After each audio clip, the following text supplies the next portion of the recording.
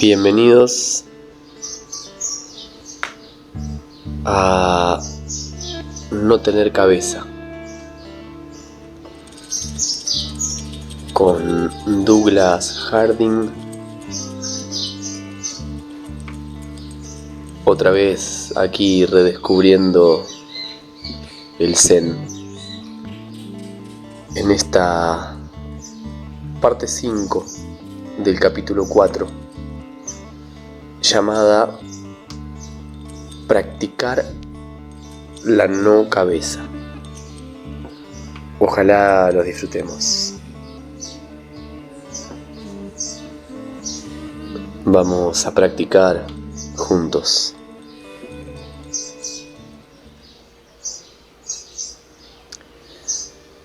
Ahora comienza la parte difícil, que es la repetición de este ver en nada, sin cabeza, hasta que ver deviene completamente natural y nada especial en absoluto. Hasta que haga uno lo que haga, está claro que no hay nadie aquí haciéndolo. En otras palabras, hasta que la totalidad de la vida de uno se estructura en torno a la flecha de doble sentido de la atención, que apunta simultáneamente dentro al vacío y fuera a lo que lo llena. Tal es la meditación esencial de esta vía. Es una meditación para la calle, de hecho, para toda circunstancia y estado de ánimo, pero puede ser suplementada fructíferamente por períodos regulares de meditación más formal. Por ejemplo, sentarse diariamente en un lugar tranquilo, gozando exactamente el mismo ver, bien solo o, mejor, con amigos. He aquí, de hecho, una meditación que no amenaza a dividir nuestro día en dos partes incompatibles. Un tiempo de retiro y de sereno recogimiento, y un tiempo de inmersión en el autoolvido del torbellino del mundo. Por el contrario, todo el día llega a tener el mismo sentimiento, una cualidad enteramente constante. Cualquier cosa que tengamos que hacer o emprender o sufrir puede revertir así en nuestra inmediata ventaja.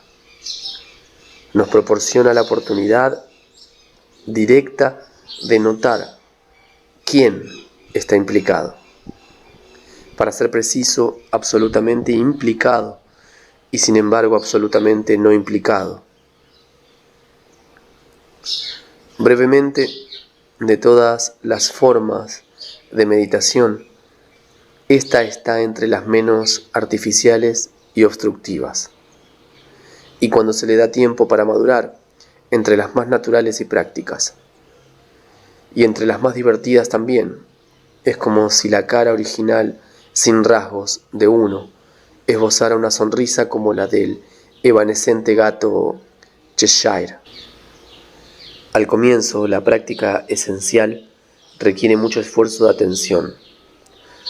Normalmente le lleva a uno años o décadas llegar a algo como ver dentro constante y espontáneamente. No obstante, el método es muy simple y siempre el mismo. Consiste en no dejar de ver al veedor, o más bien la ausencia de veedor. Algunos encuentran la práctica muy difícil de mantener durante mucho tiempo. Otros, veedores notablemente más jóvenes, que han dedicado muy pocos años y menos esfuerzo a construir la persona física en el centro de su universo, se dan a ella más rápidamente. Esto es algo que se ha de esperar, pues están todavía cerca de la etapa 1, cuando como bebés todavía no eran objetos o cosas para sí mismos. Como los animales, vivíamos entonces sin complicaciones, desde nuestra nada central, inconscientemente. Nuestra intención ahora es volver y vivir conscientemente desde ella. Esta es una intención estimulante. Es nada menos que nadar con la poderosa resaca de la evolución de la conciencia misma a través de la práctica de la historia y la prehistoria, la cual se recapitula ahora en la propia historia de uno como individuo. Como el animal y el bebé de la etapa 1, usted era consciente de usted mismo. Todas las flechas de su atención se dirigían hacia afuera. No advertía su presencia. Como el niño de la etapa 2, probablemente fuera de vez en cuando verdaderamente autoconsciente. En tales ocasiones, una flecha de atención era vuelta hacia adentro también y hacia blanco. Veía su ausencia. Accidentalmente, por así decir. Pero cada vez más y más, sus flechas vueltas hacia adentro fallaban ese blanco. En lugar de conectar con la ausencia de todo cuerpo central, se clavaban en la presencia periférica de un alguien muy humano, como el adulto de la etapa 3, y falsamente autoconsciente. Continuó dirigiendo las flechas de su atención a ese alguien insustancial, a esa apariencia humana, suya de cada día. Se hacía más y más substancial para usted, y pronto fue su cara de identidad, su identidad misma. Carta de identidad falsificada, identidad errónea. Y ahora, como el veedor de las etapas 4 y 5, usted es de nuevo verdaderamente autoconsciente. Pero esta vez penetra ese anillo de apariencias más deliberada y consistentemente, y comienza a reposar en eso de lo que son apariencias en su realidad, que es su verdadera identidad, su presencia-ausencia, su núcleo y fuente. Cada vez más a menudo las flechas de la atención, simultáneamente dirigidas hacia adentro y hacia afuera, hacen blanco. Usted está deviniendo adepto al ver de doble dirección, que a la vez ve dentro en nada y fuera en todo. Usted está resultando ser uno de esos mutantes de nuestra especie, veedores que han surgido esporádicamente a lo largo de los pasados últimos milenios.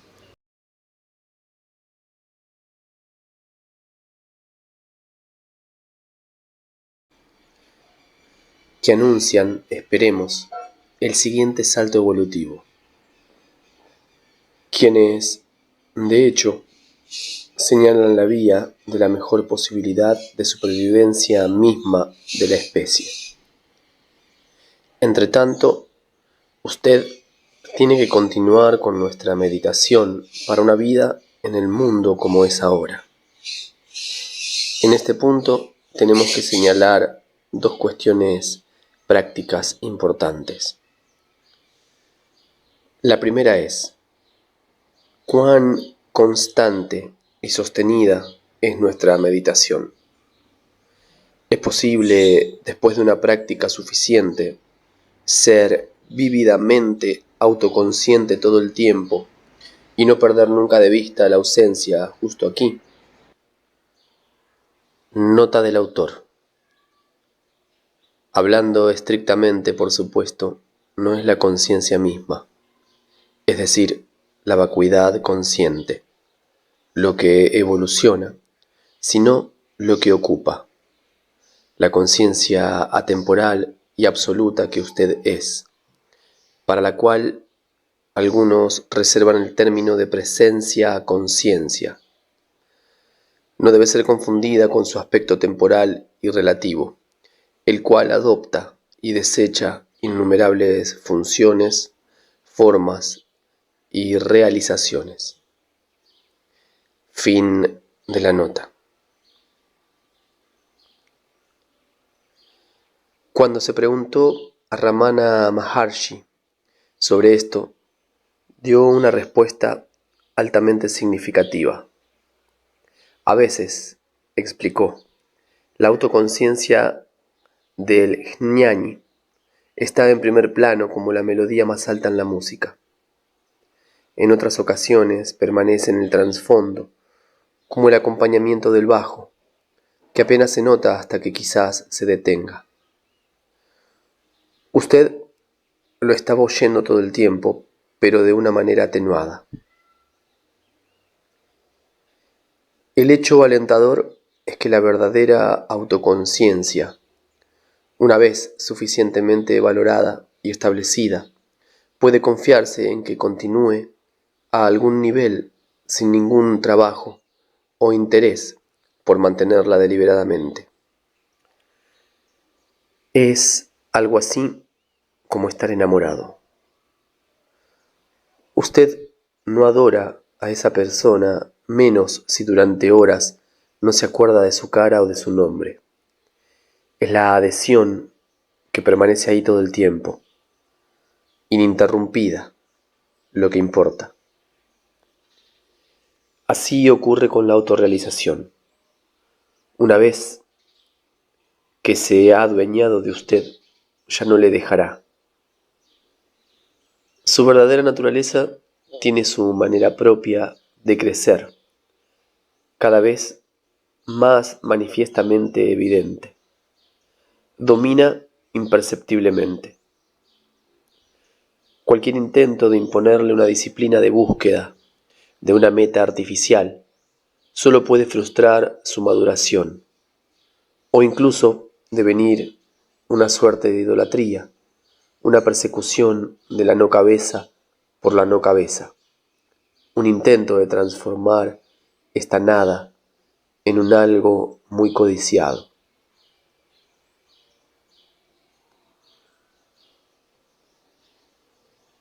La segunda cuestión es, ¿hasta dónde puede confiarse en la meditación para resolver nuestros problemas? ¿Cuán efectiva es como psicoterapia? La vía sin cabeza, en contraste con esas vías que combinan la espiritualidad oriental con la psicoterapia occidental, no se interesa deliberadamente en la observación de los procesos de la mente, ni en los sondeos psicológicos como tales, ni en la meditación dirigida a sacar a la superficie el material mental reprimido, ni por la misma razón en tranquilizar la mente. Más bien toma la línea de Ramana Maharshi que enseñaba: no separarse del sí mismo es la cosa, no prestar atención a la mente nunca.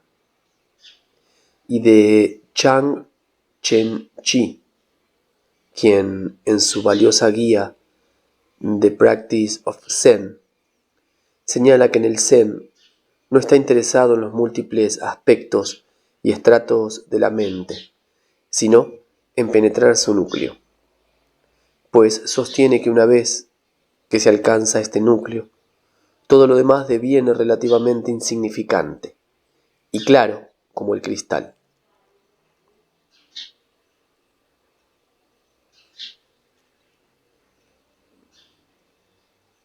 Nuestra propia posición es esta. Por supuesto, es crucial que nuestros problemas psicológicos, de hecho, cualesquiera pensamientos y sentimientos que acontezca que salgan a la luz, se vean claramente por lo que son, pero siempre junto con eso de donde vienen, junto con ese que se supone que los tiene. Su vedor no debe ser perdido de vista. No está en cuestión el valor clínico de las modernas técnicas psicoterapéuticas. Sin embargo, nuestra respuesta radical a los problemas psicológicos, como a todo lo demás, es la atención de doble dirección. Ver simultáneamente dentro de esta nada absolutamente inmaculada. y libre de polución, improblemática y fuera a cualquier problema tenebroso que se presente. Su solución última está en colocarlos firmemente fuera del centro, donde las cosas obscuras pertenecen, no en tratar de aclarar las tinieblas mismas. Para usar la inigualable imagen oriental, es un hecho enormemente tranquilizador que la más pura y más exquisita de las flores, el loto de la iluminación, florece en la más fangosa e insalubre de las ciénagas, en medio del lodazal de las pasiones, de todo este sórdido y obtuso material mental, de todo nuestro mal y sufrimiento.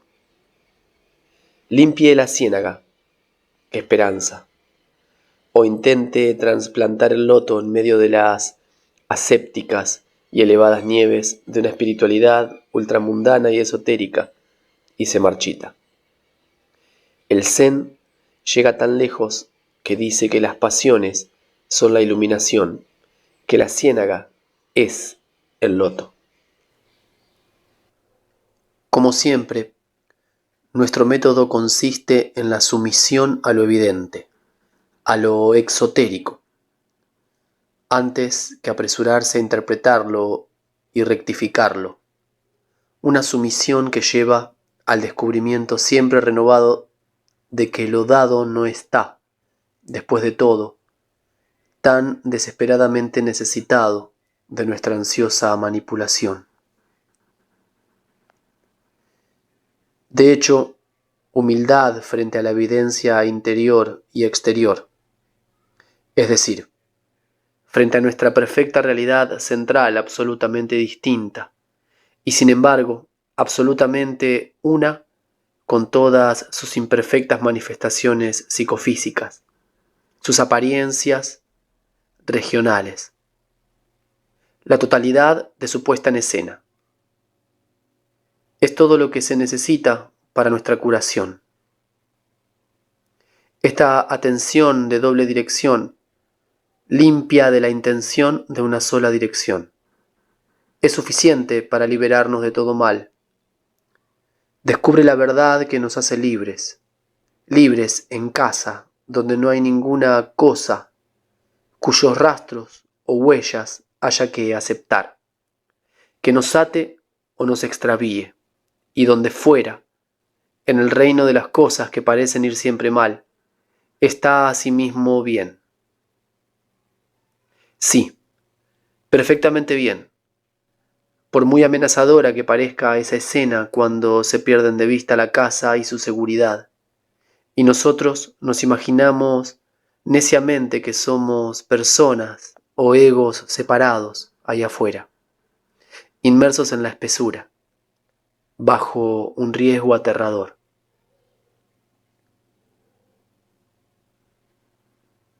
Ahí fuera, nuestro engaño de egocentricidad atrae sobre la cabeza trastornos sin fin.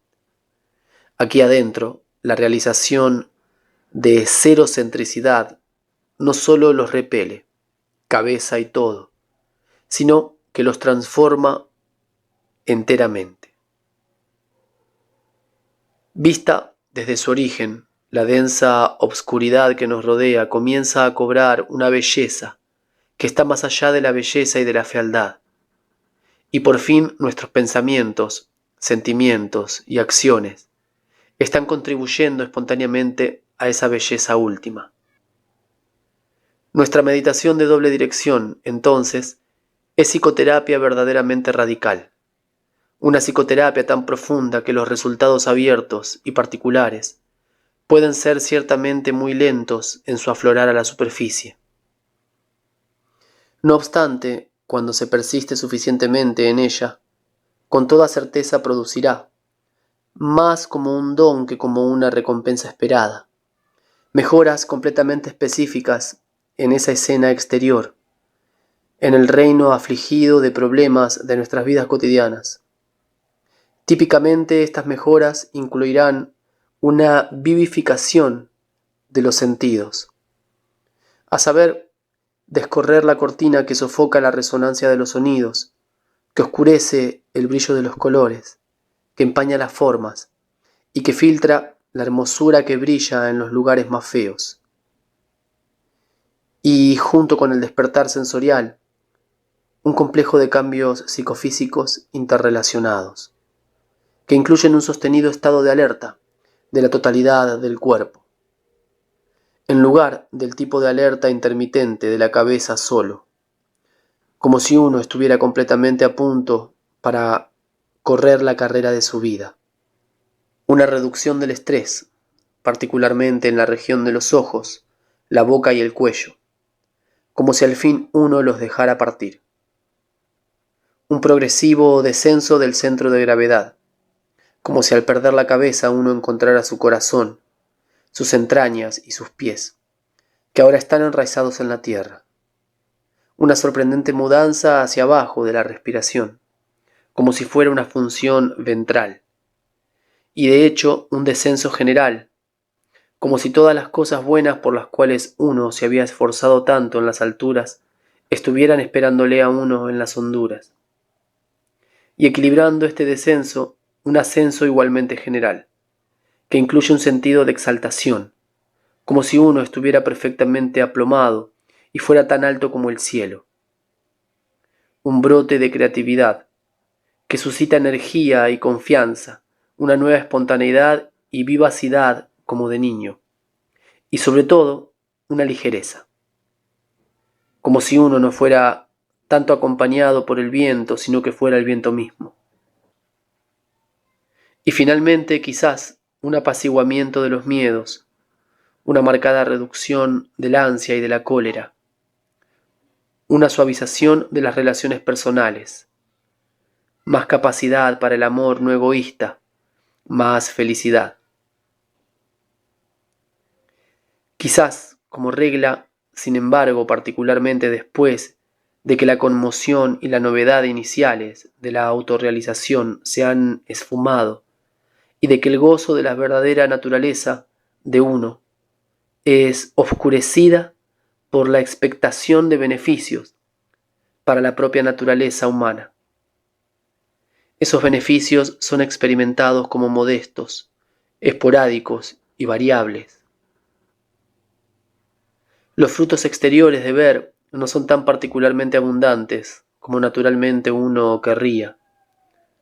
Son de maduración lenta, e incluso entonces probablemente son más visibles para los demás que para uno mismo. A menudo no hay ningún sentido que mejora en absoluto. Puede haber un creciente sentido de decepción, un sentido de que se necesita algo más, adicional al ver desnudo, lo cual nos lleva a la siguiente etapa de nuestro viaje.